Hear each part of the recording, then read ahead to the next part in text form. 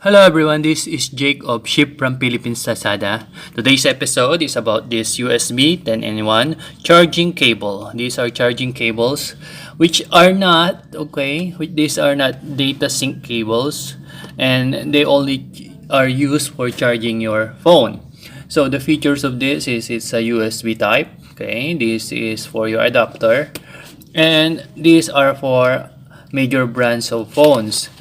This is a 10-in-1 which consists of different kinds of models. For example, this is for iPhone 4, iPhone 5, 6, the lightning type, and we also have the Samsung. These are the Samsung phones, old Samsung phones, and we have the Nokias.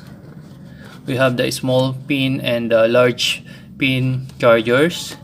We also have this is for your 12 volts adapters, for DVDs, etc.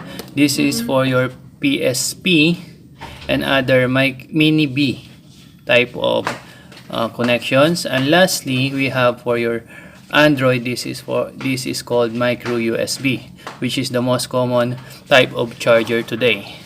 So that's it. You could use this at home as well as in cars. Thank you very much. This is Jake again of Ship from Philippines Lazada.